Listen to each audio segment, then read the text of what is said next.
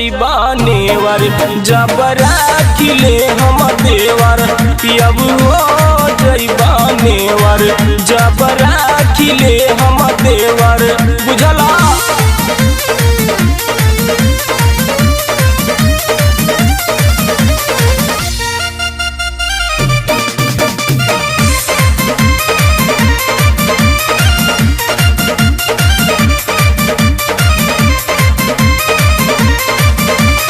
जे तारे माजा तू लूटेला बहरी वैसे हम लूटम घर में।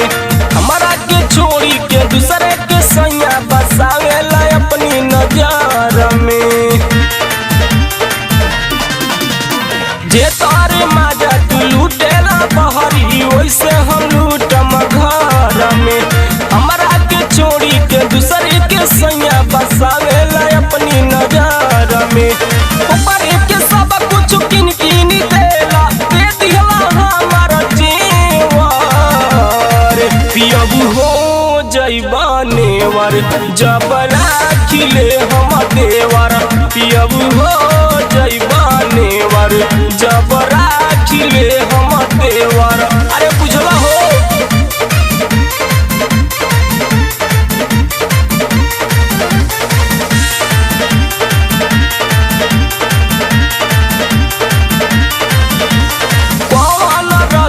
सौतिन की देह में जवान हमरा में नाई के उहे मजा मिली हरो ये सैया सीना से देख लगाई के। अरे बुझाओ कौन रसबा सौतिन की देह में जवान हमरा में नाई के उहे मजा मिली हरो ये सैया सीना से देख लगाई के। रहन सुधार न तो जानी सुधार हो गइल बड़का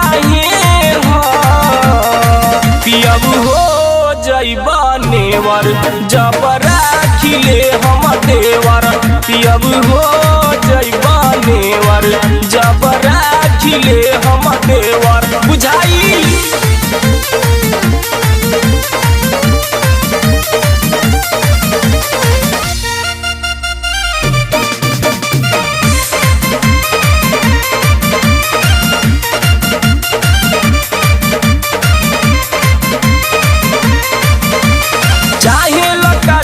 सुनाए रंजन हो जाई बहुते बवाल हो तोहारा हम हई सजनिया करे निये कही सवाल हो।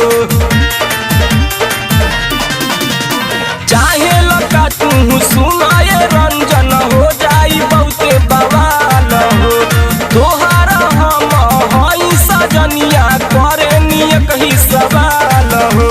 दूसरा के फेरा में मत रहो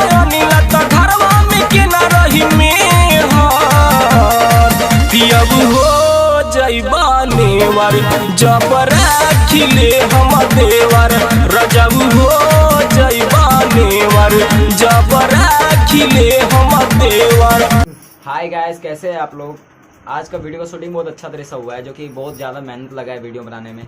इसलिए कि अभी जो महामारी जो कोरोना वाला महामारी चल रहा है काफ़ी इसमें हम लोग को दूर दूर जाके वीडियो नहीं बनाया है, सिर्फ आज रूम में ही वीडियो बनाया है। अगर हमारा वीडियो आप लोग को पसंद आए तो हमारे वीडियो को लाइक करें, सब्सक्राइब करें और शेयर करें और घंटी के निशान को दबाना ना भूलें क्योंकि अच्छे से अच्छा वीडियो आप लोग के पास पहुँचे।